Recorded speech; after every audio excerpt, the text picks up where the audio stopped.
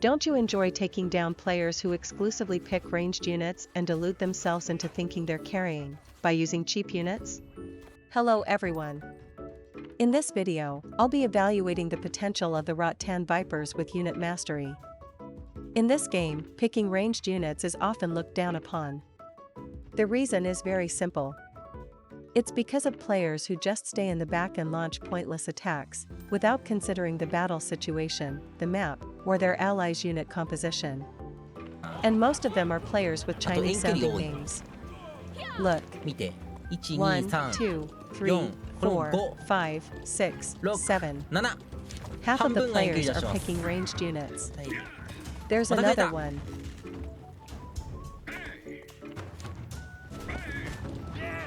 There's another one.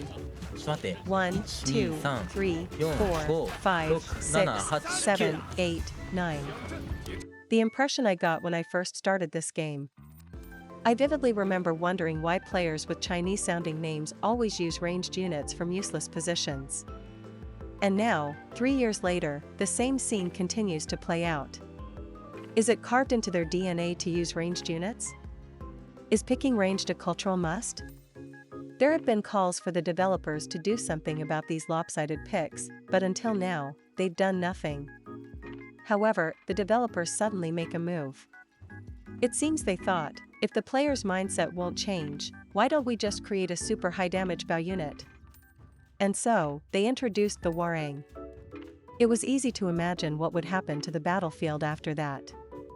In battles with many skilled players, the impact was limited because they could counter it with artillery and other means, but what happened in battles filled with the type of players who just use ranged units from the back? Everyone picked Warang, and the battlefield ground to a halt. I was so disgusted by this response that I spent a season giving up on siege and ranked battles, just playing one capture the flag match before logging off. However, in a recent update, this was corrected, and the Warang's extreme long-range damage was nerfed. This time, I want to test if this unit can function as a counter to the Warang. Let's get started.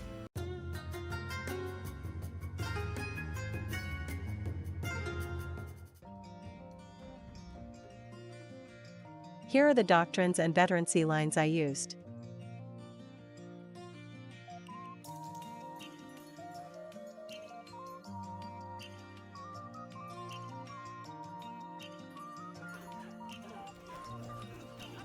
This is a unit that even unskilled players can easily be effective with, as long as you unlock their potential.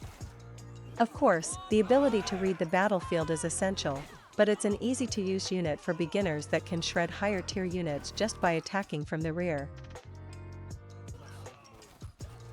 There are two main skills. The first is Attack Area.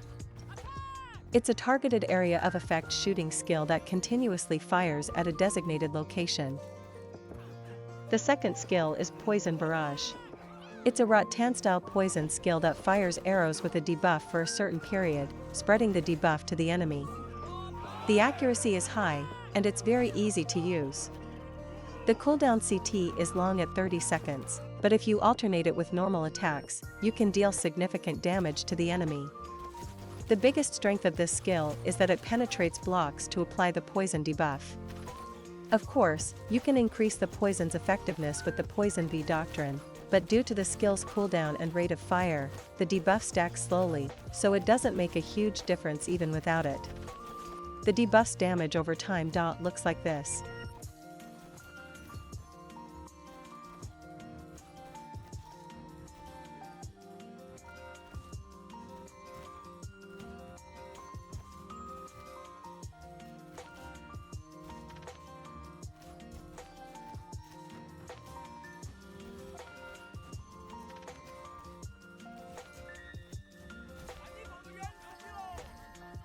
It's basically the same as other poison debuffs, but you can see that the stacks accumulate slowly.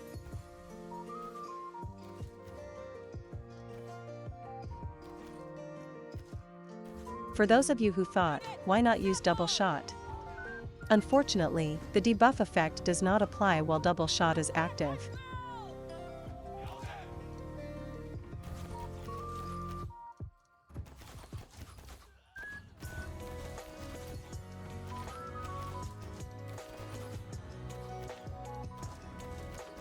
As you can see, the debuff only starts applying after the effect wears off. Since the debuff does apply when using the arrow rain doctrine, we can see this was intentionally disabled for double shot.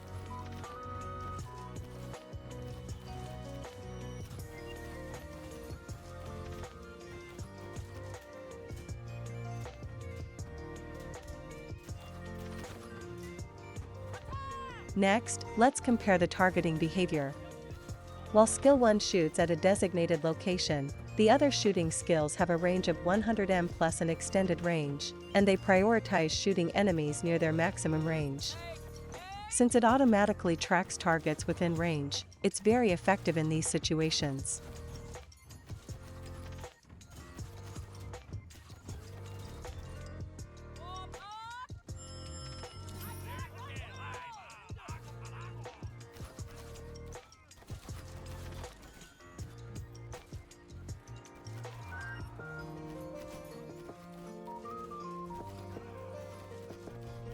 However, if there's another enemy near the maximum range, it will prioritize that enemy instead of the one at the designated location. In these cases, it's recommended to either adjust their position with unit commands or use skill 1 to target.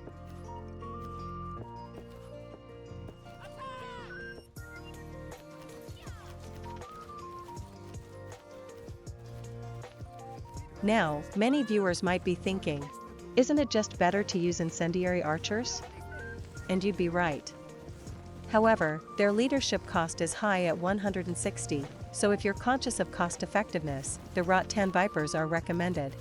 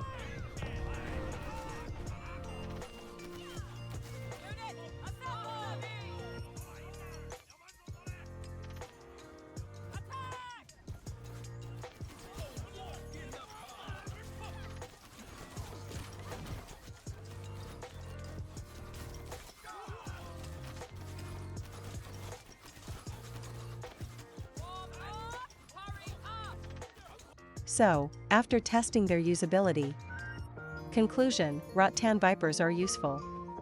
Despite being a 3-star unit, they have the performance to take down 5-star units.